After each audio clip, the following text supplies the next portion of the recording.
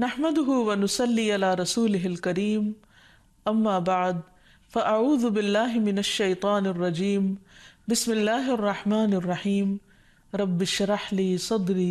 ويسر لي امري واحلل عقدة من لساني يفقهوا قولي۔ السلام علیکم ورحمۃ اللہ وبرکاتہ۔ ناظرین، پروگرام دعا کیجئے کے ساتھ آپ کی خدمت میں حاضر ہیں۔ آج ہم انشاءاللہ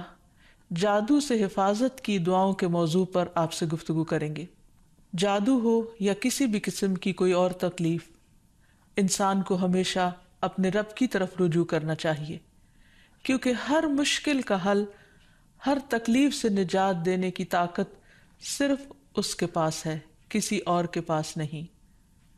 اور اللہ سبحانہ وتعالی خود فرماتے ہیں وَقَالَ رَبُّكُمُ ادْعُونِي أَسْتَجِبْ لَكُمْ، تمہارا رب کہتا ہے کہ مجھ سے دعا مانگو، ادعونی، میرے آگے ہاتھ پھیلاؤ، استجب لکم، میں تمہاری دعا قبول کروں گا۔ نبی صلی اللہ علیہ وسلم نے فرمایا کہ سب سے زیادہ عاجز وہ ہے جو دعا کرنے سے عاجز ہے، یعنی جو اپنے رب کو نہیں پکارتا۔ حقیقت یہ ہے کہ ہم سب رب کے محتاج ہیں اور رب ہی کے پاس ہر مسئلے کا حل ہے، اس لیے ہمیں ہر حال میں اٹھتے بیٹھتے سوتے جاگتے جب بھی تکلیف کا احساس ہو، جب بھی کسی ضرورت کا احساس ہو، فوراً اپنے رب کو پکارنا چاہیے اور پھر رب کے ساتھ ایک تعلق مضبوط رکھنا چاہیے، اور وہ رب کی یاد کا تعلق ہے۔ رب کی یاد دل سے بھی ہوتی ہے، زبان سے بھی ہوتی ہے، اور اس کے لیے کچھ اعمال ایسے ہیں جو رب کی یاد کا اظہار کرتے ہیں، جیسے نماز وغیرہ۔ تو انسان عام حالات میں بھی رب کو یاد کرتا رہے، لیکن خصوصی طور پر اگر وہ کسی تکلیف سے دوچار ہو، اس وقت اپنے رب کی طرف خوب خوب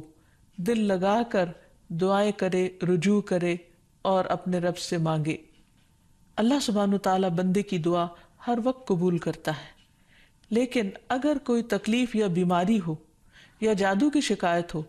تو اس کے لیے باقاعدہ طریقے پر بیٹھ کر اپنے رب کو پکارنا، قبولیت کے اوقات میں رب کو پکارنا بہت ضروری ہے، کیونکہ جتنی بڑی مشکل ہوتی ہے اس سے نجات کے لیے اتنی ہی بڑی ایفرٹ بھی لگانی پڑتی ہے۔ اس لیے ضروری ہے کہ اللہ تعالیٰ سے بہت اچھی طرح دعا کی جائے، گڑ گڑا کر، اور اس سے پہلے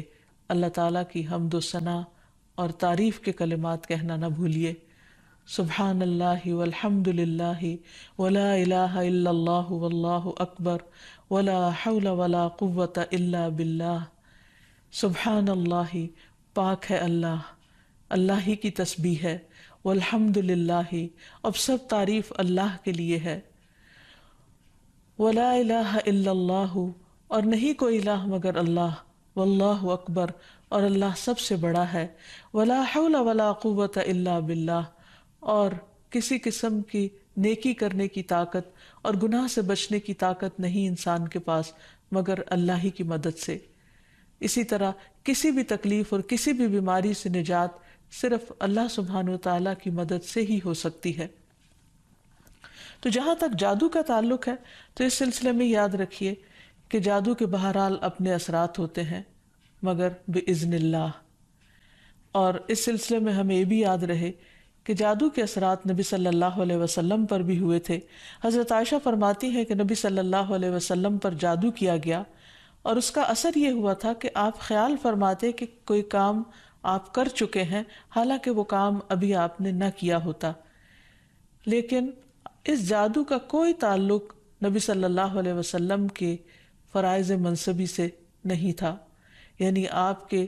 اوپر باقاعدہ وحی آتی تھی، آپ لوگوں کو تعلیم دیتے تھے، آپ کی جتنی بھی ذمہ داریاں ہیں ان کو بہت آسان طریقے سے پورا کر رہے تھے۔ ہاں، بعض اوقات عام روزمرہ کے کاموں میں کچھ خلل واقع ہو جاتا۔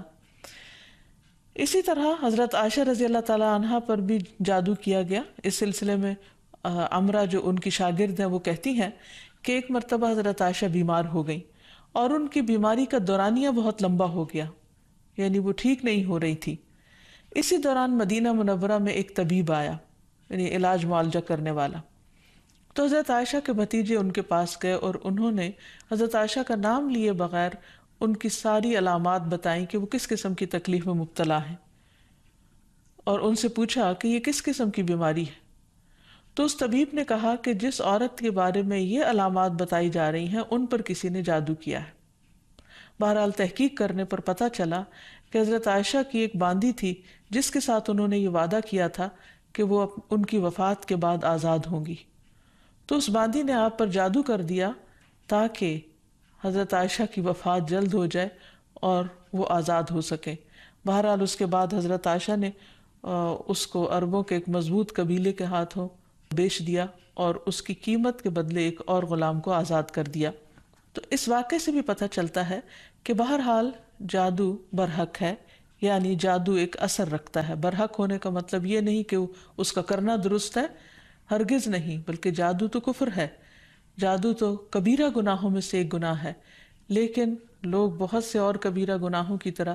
اس گناہ کا بھی ارتکاب کرتے چلے جاتے ہیں۔ تو اس لیے اس بارے میں معلوم ہونا چاہیے انسان کو کہ یہ کس قسم کی بیماری ہے، کس قسم کی تکلیف ہے، اور اس کے مقاصد کیا ہیں اور اس کا علاج کیا ہے۔ سب سے پہلی بات تو یہ ہے کہ جادو عموماً دشمنی یا حسد کی وجہ سے کیا جاتا ہے، یا کسی سے کوئی انتقام لینے کے لیے، کوئی بدلہ لینے کے لیے، اور اس کا مقصد یہ ہوتا ہے کہ دوسرے کو تکلیف میں مبتلا کر دیا جائے۔ یہ بالکل ایسے ہی ہے جیسے لوگوں کو جسمانی طور پر تکلیف میں مبتلا کیا جاتا ہے کہ کسی کو کچھ مارا جائے ہاتھ سے یا کسی ڈنڈے سے تو جسم کو تکلیف ہوتی ہے، اسی طرح روح کو بھی تکلیف پہنچتی ہے، اور روح کی تکلیف کچھ الفاظ کے ذریعے ہوتی ہے۔ جیسے عام روزمرہ زندگی میں بھی جب کوئی ہماری تعریف کرتا ہے تو ہمیں اچھا لگتا ہے، اور جب کوئی ہمیں گالی گلوچ کرتا ہے تو ہمیں اس سے تکلیف پہنچتی ہے، اذیت پہنچتی ہے۔ چونکہ روح اور جسم آپس میں گندھے ہوئے ہیں، اس لیے اگر جسم کو کوئی تکلیف پہنچتی ہے تو وہ اس کا اثر روح تک جاتا ہے۔ اسی طرح اگر روح پر کوئی چیز اثر انداز ہوتی ہے، کوئی کلام یا کچھ ایسے عملیات، تو اس کا اثر جسم تک بھی جاتا ہے، اور اس طرح انسان جادو کے اثر سے نہ صرف یہ کہ روحانی طور پر بلکہ بعض اوقات جسمانی طور پر بھی بیمار ہو سکتا ہے۔ اور اس میں بہت سے مذموم مقاصد ہوتے ہیں۔ بعض اوقات والدین اور اولاد میں یا شوہر بیوی میں یا دوستوں میں لڑائی جھگڑا اور ناچاکی پیدا کی جاتی ہے، اور باہم پیار محبت کے رشتوں کے اندر نفرت کے بیج بوئے جاتے ہیں۔ پھر یہ کہ جادو کی علامات کیا ہیں، کس کو کیسے پتہ چلے کہ جادو ہوا ہے یا نہیں، تو اس میں یہ ہے کہ انسان کی ان یوزول سی کنڈیشن ہو جاتی ہے، یعنی انسان اسی روٹین میں زندگی بسر کر رہا ہے، وہی صبح اٹھنا، کھانا پینا، روزمرہ کے معمولات، لیکن کسی چیز میں دل نہیں لگتا، طبیعت بیزار ہونے لگتی ہے۔ اور یہ نہیں کہ یہ ایک دن کے لیے، 2 دن کے لیے، کیونکہ ایسا تو ہر ایک کے ساتھ ہو ہی جاتا ہے، ایک لمبے عرصے کے لیے کیفیات تبدیل ہونے لگتی ہیں، سستی یا گھبراہٹ طاری ہو جاتی ہے، ذہنی انتشار یعنی کسی چیز پر کنسنٹریشن کا نہ رہنا، حد سے زیادہ چڑچڑا پن، بعض اوقات عبادات میں بالکل دل نہ لگنا، اور بغیر کسی ظاہری بیماری کے یا بغیر کسی ظاہری جسمانی بیماری کے انسان کے اندر بیماری کی کیفیت محسوس ہوتے رہنا، بعض اوقات ڈراؤنے خواب آتے ہیں، کبھی خون کے چھینٹے اور کچھ غیر معمولی قسم کی چیزیں گھروں میں دیکھی جاتی ہیں، بعض اوقات خاوند بیوی ایک دوسرے سے نفرت کرنے لگتے ہیں، ان میں جدائی تک ہو جاتی ہے۔ لیکن اس کا یہ مطلب نہیں کہ ان علامات میں سے کوئی ایک علامت کسی وقت انسان کے اندر پائی جائے تو انسان فوراً شک کرے کہ مجھ پر جادو کر دیا گیا، کیونکہ آج کل یہ وبا بھی بہت عام ہو چکی ہے کہ ہر دوسرا شخص اس وہم میں گرفتار ہے کہ اس پر کسی نے کچھ کر دیا ہے۔ یہ ضروری نہیں ہوتا کہ ہر وقت ایسی علامات کسی کے کچھ کیے سے ہی ہوں، یہ ویسے بھی انسان ہے، کبھی تھک جاتا ہے، کبھی غذا میں کوئی تبدیلی ہو جاتی ہے، کبھی ویسے بھی انسان کا دل اللہ کے ہاتھ میں ہے، جس طرف چاہے اس کو پھیر دے، تو انسان کی طبیعت میں ایک ملال سا اور ایک سستی، ایک بے چینی سی پائی جاتی ہے۔ تو ان سب چیزوں کا تعلق ضروری نہیں کہ جادو سے ہی ہو، لیکن اگر جادو ہو تو یہ علامات انسان میں دکھائی دیتی ہیں۔ اب اگر کسی کے اندر ایسی چیزیں ہیں اور علاج کے باوجود، جسمانی علاج کے باوجود شفا نہیں ہو رہی، تو اس کے لیے ضروری ہے کہ انسان پھر روحانی علاج بھی کرے۔ روحانی علاج کے لیے ضروری نہیں کہ کسی بابے کے پاس یا کسی مذہبی بزرگ کے پاس ہی انسان جائے، انسان خود بھی اللہ سبحانہ و تعالیٰ کا کلام پڑھ سکتا